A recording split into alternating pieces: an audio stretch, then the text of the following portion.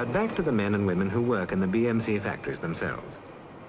There are some 82,000 of them, brains and hands second to none in the motor manufacturing world, drawing £50 million in wages and salaries every year, and producing 17 times as many vehicles per man as their grandfathers did 50 years ago.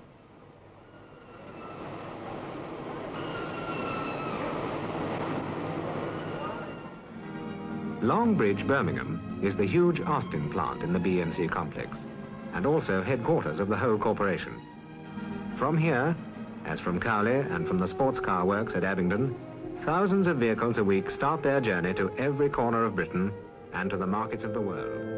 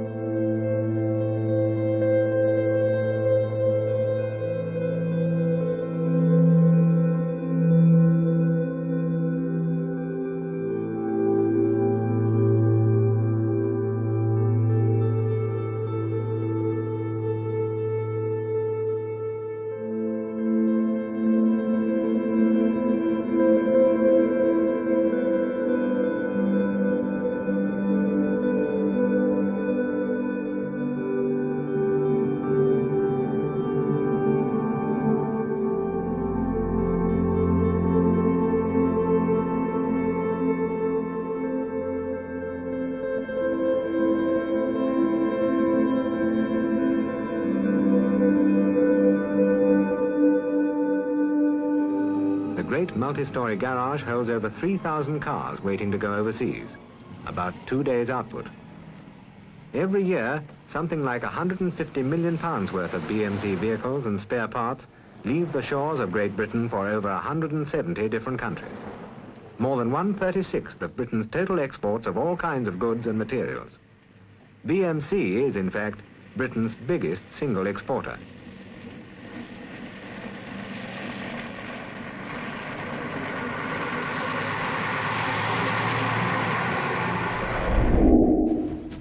The outlook for MG Rover is as bleak as the weather. Tonight, we're reporting from Longbridge on the day the administrators were called in.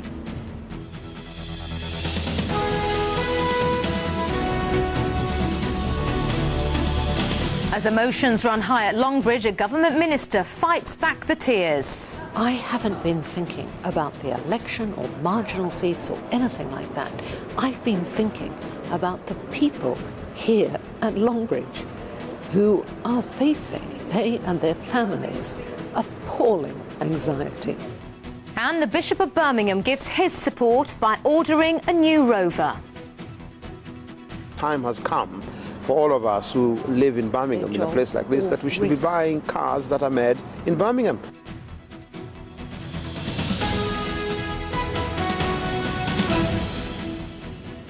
Good evening. For the thousands of people who work here and the many thousands more who are reliant on the money they earn, this week's events have been sudden and they've been devastating. Today, MG Rover confirmed it had called in the administrators. This afternoon, the Prime Minister and the Chancellor arrived in Birmingham to face the nightmare of Longbridge going bust in the run-up to a general election. Well, we'll be talking to the politicians a little later, but first we hear from the workers themselves as they arrived at Longbridge.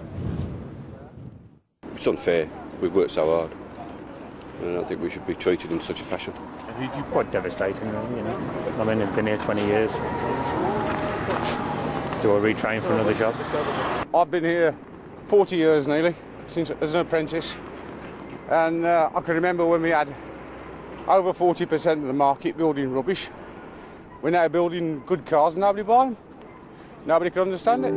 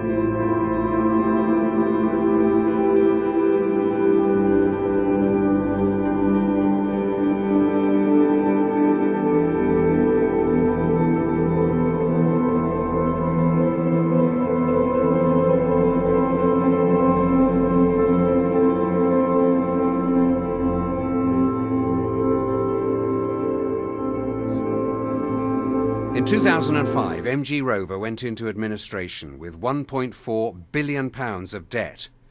More than 6,300 workers were laid off, with a redundancy package of just £3,400. The Phoenix Four have been banned from being directors of a company in the UK, but they came away with around £42 million. Former Managing Director John Towers is renovating a 450-acre property in the south of France. Deputy Chairman Nick Stevenson works in the car industry in Florida.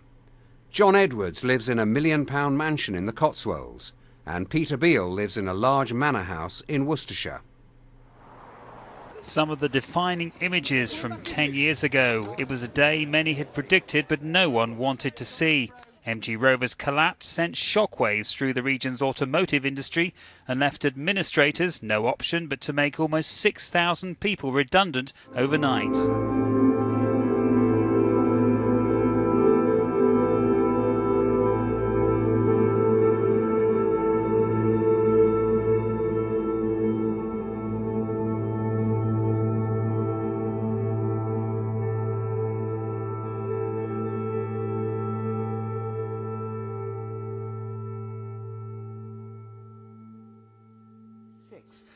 There is, though, some good news in the sector. Life, we hear, is returning to Longbridge. It's been 3 years since production stopped after Rover collapsed, but now the new Chinese owners have finally started production.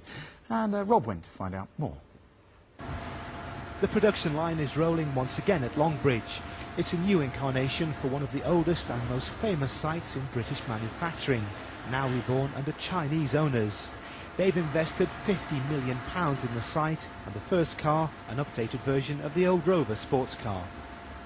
It's been 3 years since cars were built here at Longbridge, but now the production lines are rolling once again. Of course, this is just a fraction of the kind of work that used to take place here. When Rover collapsed, more than 6,000 people worked on the site. Now there are around 180 people, but that number is growing. For those workers there at Longbridge in the MG years, it was a pretty surreal experience as they were doing final assembly of the MG cars brought over from China in just some of the once great factory, while around them huge parts of the rest of the factory were left abandoned. Thanks very much to Stuart, a former Rover, then MG Rover, then finally MG worker, for these amazing photos which really capture the atmosphere of Longbridge at that time, the end of days.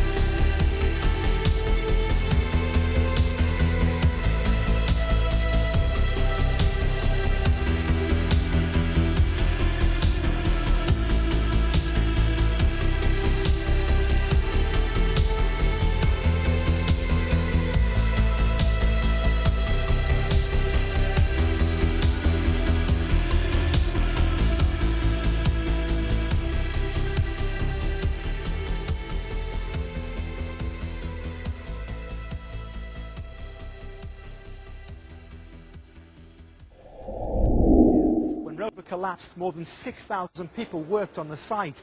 Now there are around 180 people. But that number is growing all the time, and the company says if this new MG is a success, it has big plans for the future. There's certainly potential here. There are vast, unused, empty spaces around the factory. It's turning out just 48 cars a week. But despite that slow start, the new owners are hoping to build production up to 30 to 40,000 cars a year within the next 3 years. I suppose at the moment we're launching with Pledges by MG to expand their operations here in the UK were on the premise of the British market taking to this MG kind of reboot. However, dogged by poor reviews of the cars and general UK scepticism towards this new MG, UK sales were poor, and although they rose over the years, as we see here, they only ever amounted to a fraction of the MG sales in China, significantly less even than sales in Thailand. A charitable assessment of MG's operations in the UK would be that they had a go, but they just couldn't crack the competitive, demanding British automobile market, and ultimately, with the costs of maintaining their pretense of UK production way outweighing any revenue generated by it, it inevitably had to end. A less charitable assessment would be that despite what their PR said, MG didn't really try in the UK, as it was far more profitable to them to have a car they could sell in China, India, Thailand, etc. as being a legendary British brand, far more profitable to do that than to actually try to compete in the British car market. Given that it was the debacle of the City Rover, an Indian-built car rebadged as an MG Rover, which put one of the final nails in MG Rover's coffin, it was highly unlikely that a mostly Chinese-built car, with some final production done here in the UK, was going to win over many hearts, minds, or British buyers. And so, when everything MG had promised fell through, Longbridge and the UK, well, was sold down the river.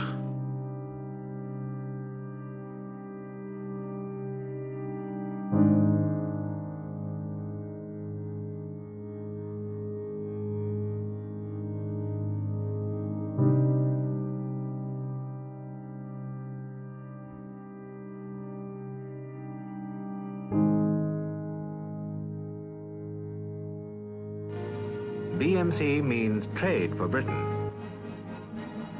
Every week, 82,000 men and women earn £1 million at BMC. For them, BMC means security.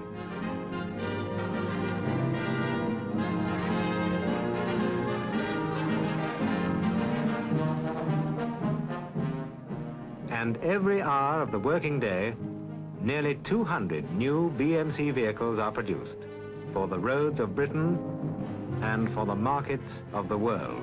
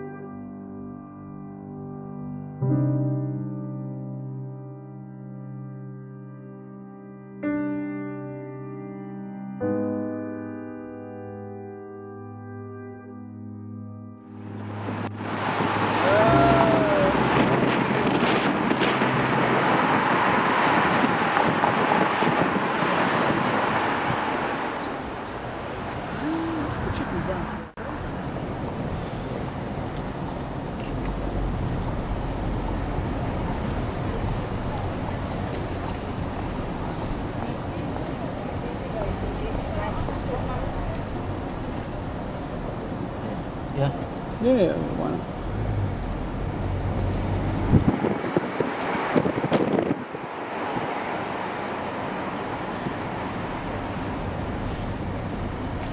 At the end of the road, turn right, Austin Avenue. Then, at the end of the road, turn left.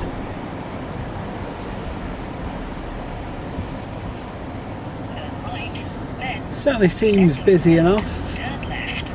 Christmas shopping going on. Do you know, been there? But it is hard to get excited about a shopping estate, isn't it?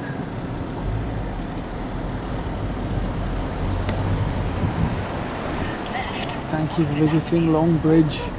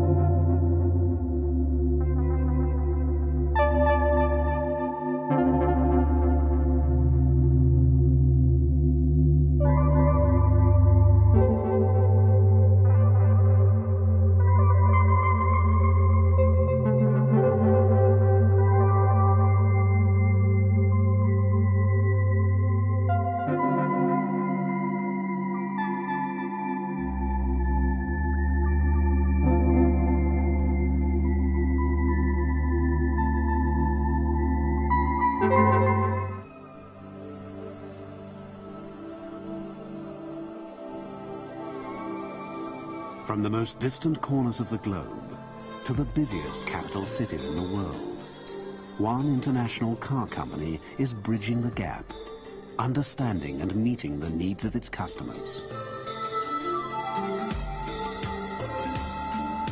The Rover Group, proud of its heritage, yet constantly moving forward, investing in ideas, talent and technology to produce a new generation of class-leading vehicles. Rover, essentially British, but forging strong international ties, opening new markets, acting globally, yet thinking locally, creating a new generation of Rover customers worldwide, from the United States to Japan, from Europe to Australia, selling its distinctive cars and specialist four-wheel drive vehicles to more than 100 countries around the world. Expanding its technical and manufacturing expertise into new markets through joint ventures with partners across the world, from South America to the Pacific Rim. Understanding the importance of its own people, people with flair and understanding, both for the cars it produces and the people who buy them. It is this focus on the customer that gives Rover its competitive edge and is the key to its growing success. Investing in research to establish new methods of design and production to satisfy customers' demands for quality, comfort, safety and security, and the increasing concern society now places on the environment. Recognizing it is not just what you achieve, but how you achieve it. Establishing a new philosophy for great teamwork, setting up local discussion groups, quality action teams, encouraging Rover people to be experts at doing their jobs and constantly finding ways to improve them. Cultivating a pride and loyalty dedicated to creating a world-class company producing world-class vehicles that can enjoy a share of every major market in the world. The Rover Group, an expert manufacturer of its three distinctive and prestigious marks, Rover, MG and Land Rover. Now, you know me, or perhaps you don't, perhaps we're just getting to know each other, but in any case, you should know that I love a good clamber, a good gander, getting in about things. I'd love to get in about these warehouses here. One, I can't see an inn, and two, I'm actually here today with my mum and dad, who are a bit up there waiting for me like anxious parents, and I don't want to get them into any trouble by getting caught in my endeavours. So we're keeping it to, goodness me, an actual Rover. Wow.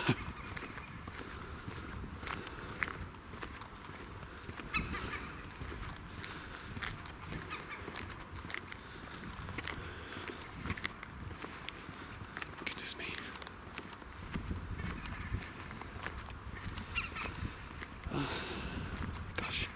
It's like Christine, isn't it? But in a good way, obviously. It actually looks a bit expanded. That is actually definitely not a simple Rover 75. That is not quite a limo, but certainly expanded. I've had a few of my time and I know the lines, and that is one presumably fitted for dignitaries and the likes. Look at that legroom, specially extended. Crikey, that is a rarity. My goodness me, it's fascinating.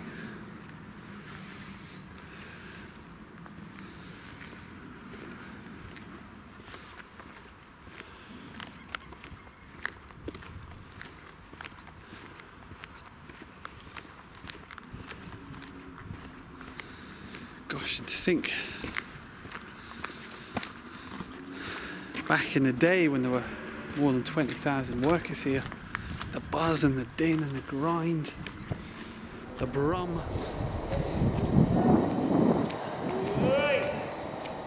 Hello, mate. You alright?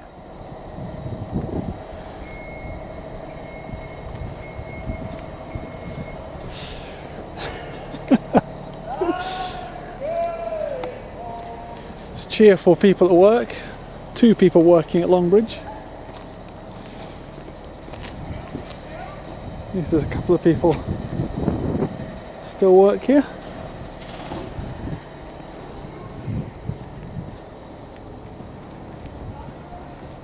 Hello, mate.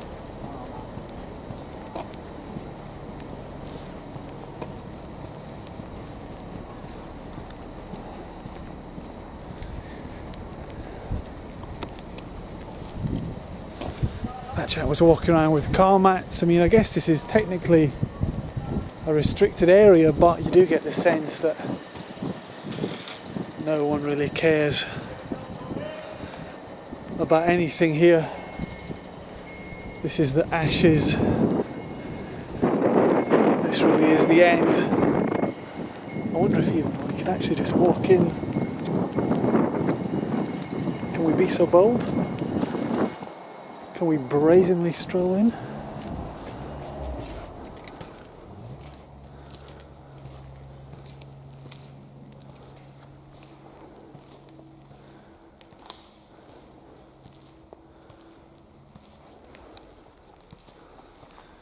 Well, turns out so far we can. Not seeing any of the iconic tarpaulined MGs, abandoned, etc.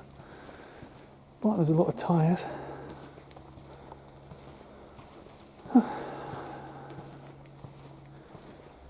Various car bits.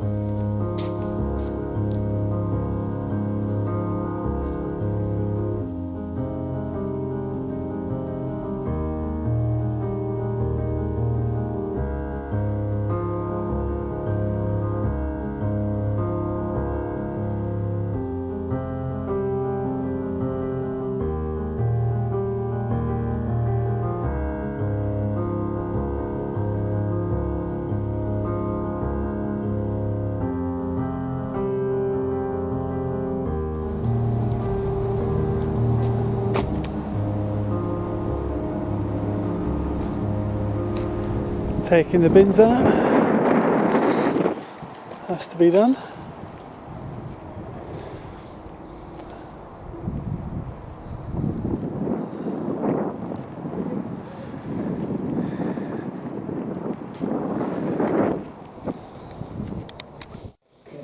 Is it okay if I film the cars a bit? I'm just looking for something in the new year maybe. I can just be quick.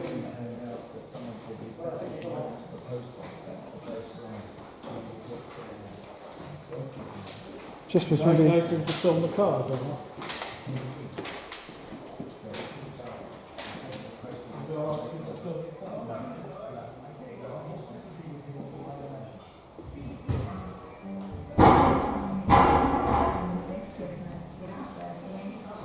moving the cars.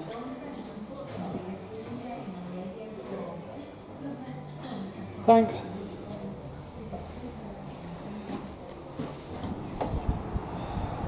You should be filming on side. Oh, thanks very much. Alright. Is that all? That's all over then, isn't it? Yeah.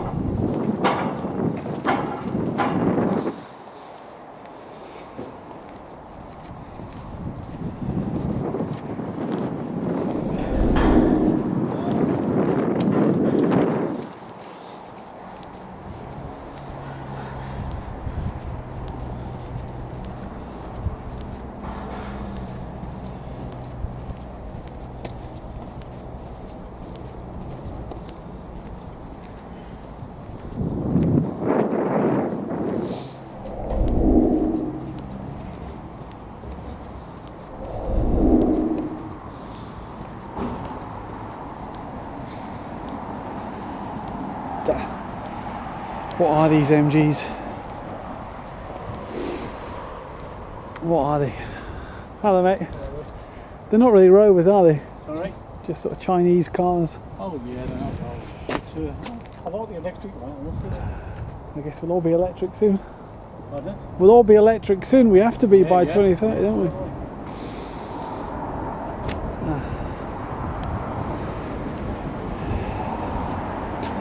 As the advert once said, Like when all the minis go over there and congregate over that part. The old minis and everything. oh yeah. Fantastic. Well, as the advert once said, it's not a Rover. No. Oh, I don't know. It's not a Rover. It's pretty much all over for Rover. All over for MG, I mean, jeez. I don't know where you go from here.